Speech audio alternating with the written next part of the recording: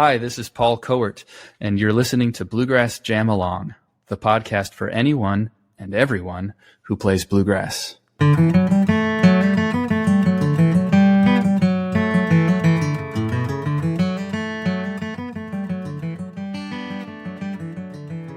Hey everybody, welcome back.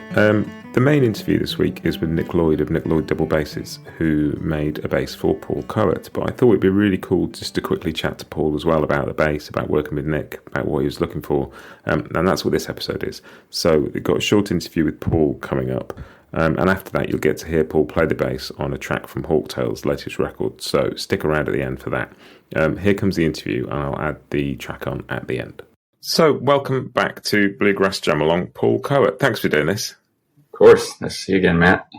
I chatted to you a few months ago for the podcast about Hawktail's new record, and Nick Lloyd, who made your bass, heard that and got in touch. And I got chatting to him, and I thought it'd be really cool to sort of look at how a double bass is made, because I don't know much about it, and I'm sure some of the listeners don't. But particularly like an instrument that is made as a specific sort of copy of another instrument and made for you. I thought that'd be fascinating to get a little bit of input from you as well on why you particularly like that bass and sort of working with Nick. Yeah. I think probably the beginning of it is just that Edgar Meyer has been a huge influence on my bass playing and musicianship since before I studied with him at Curtis, and since then to this day. And he plays a very unique instrument, 1769 Gabrielli from Florence, Italy. And it's compared to the norms in bass making today. It's a slightly smaller body with a normal string length and a low overstand and low projection, which kind of, that goes against the norms of bass making today. There's a lot of really wonderful basses being made, and that's very exciting. However, what makes Edgar's bass really special and unique, by definition, it stands apart from those norms. So, I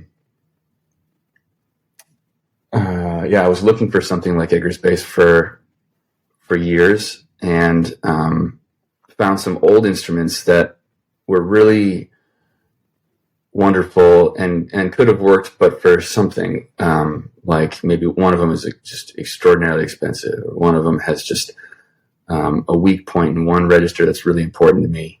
And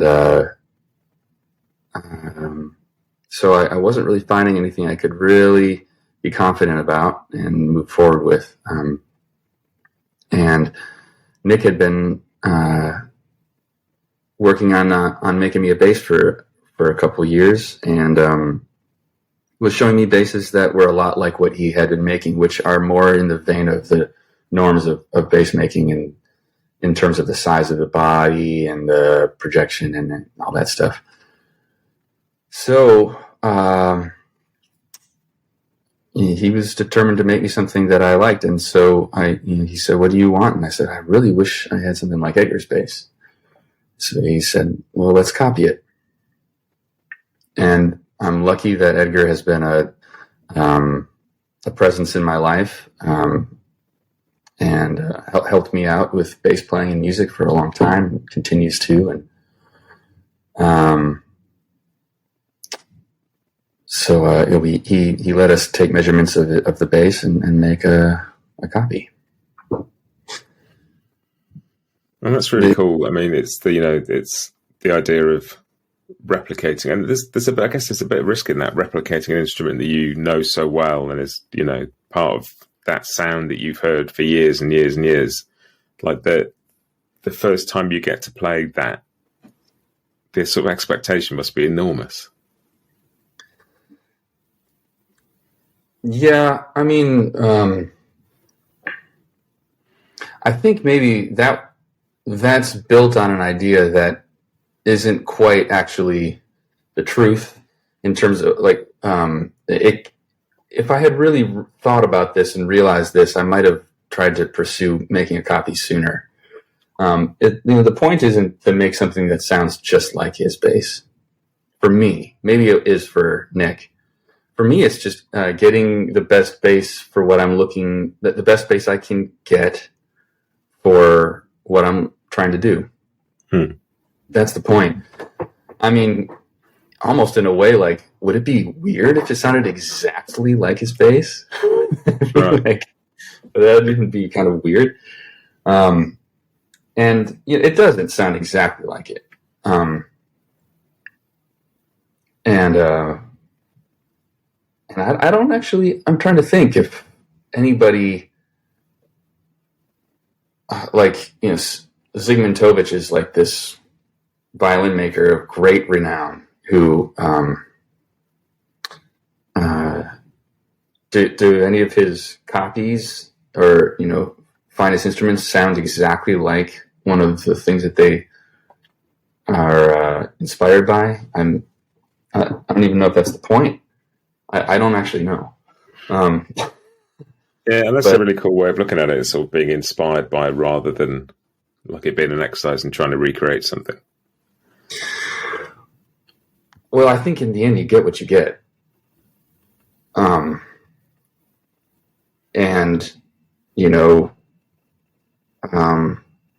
Experience and expertise, skill, contribute to making something that is objectively fine, like a fine instrument and sounds like it. But I think in terms of like landing on it, like a voice that sounds indiscernible from another instrument, I think you just get what you get. But there are features of this instrument that are important to me that do resemble his instrument and help me make music in a similar, use the bass in a similar way. And that's the point. And to me, and that's probably the meat of what I can contribute to this conversation is that, yes, yeah, you're right that there was some expectation and anxiety about trying it once it was finished. But yeah, not expecting it to sound the same, but what can I do with this? Get it in my hands. What does it do? What can I do with it is the point. And compared to all the other modern basses I've played, this has a very focused sound and a tenor sort of voice. Doesn't have as much low information obscuring the obscuring what I'm putting into the instrument with my hands, obscuring the clarity, the articulation, like the diction of the instrument.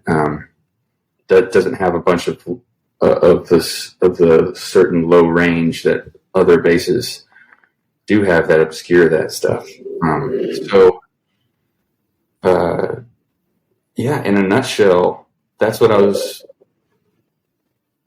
particularly after. A bass that that was clear and focused. And beautiful, and sort of powerful. That's really interesting.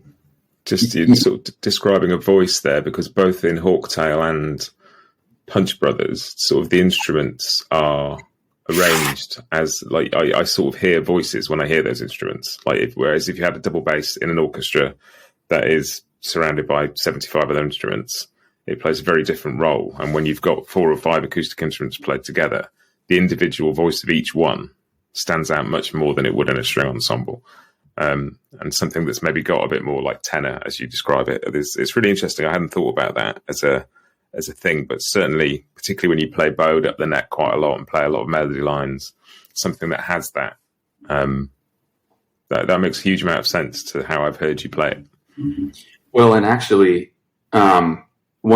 it's almost more like in the lower registers where this instrument stands apart, because on a more typical bass in the lower registers is where it really will get like, muffled, or where those, yeah, and I can play low on this instrument and still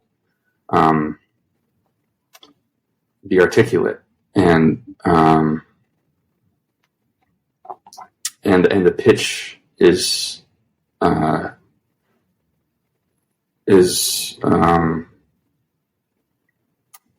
you can latch onto the pitch. So it's actually just it's all over the instrument. It's not just the upper register, and it's not, and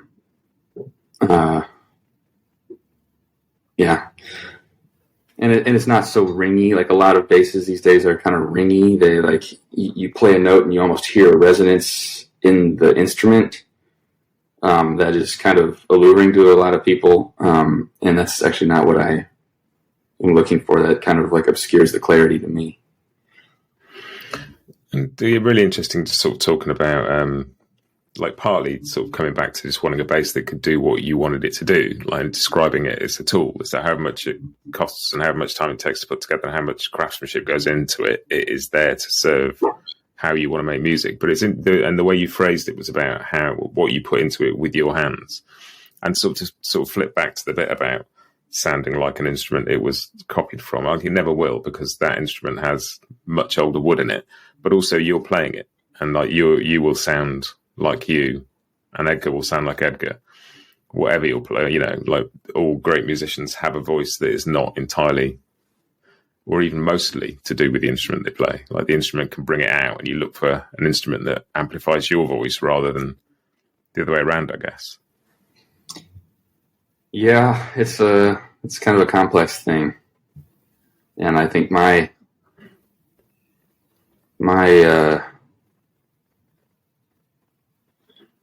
job right now is to kind of just learn as much as I can from the instrument, and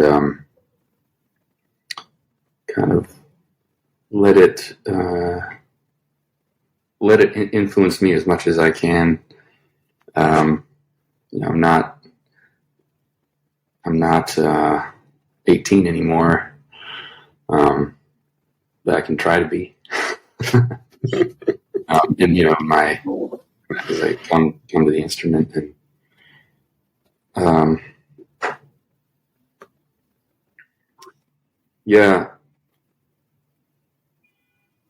think about that.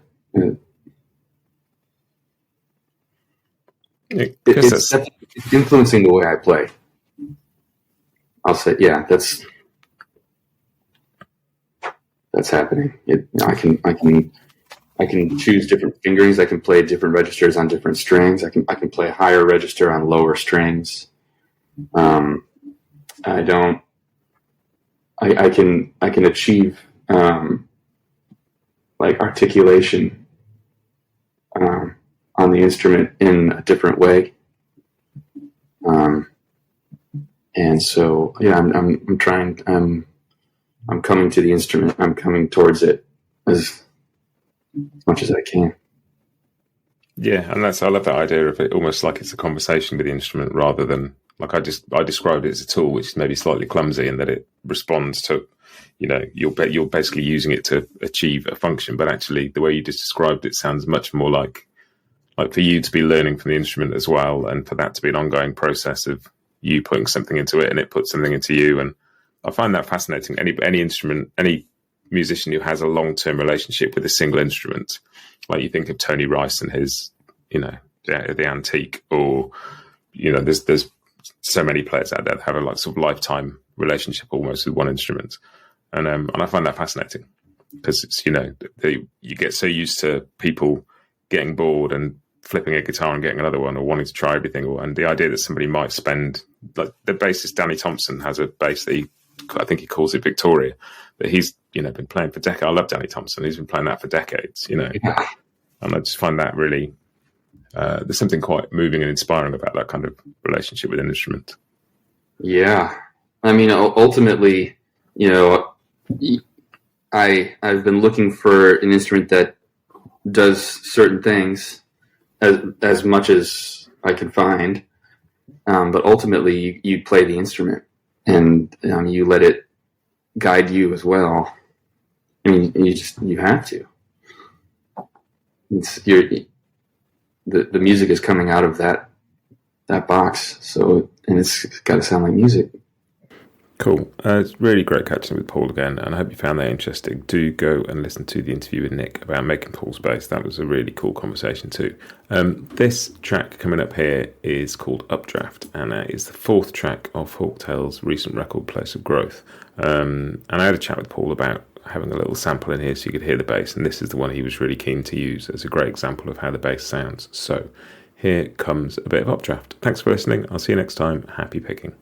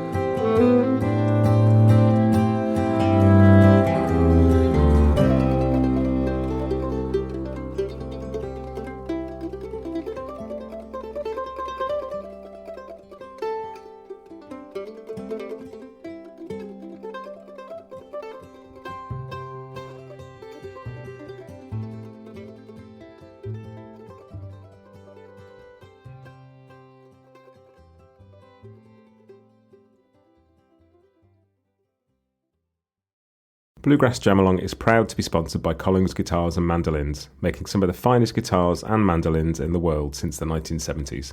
Visit collingsguitars.com and find out why.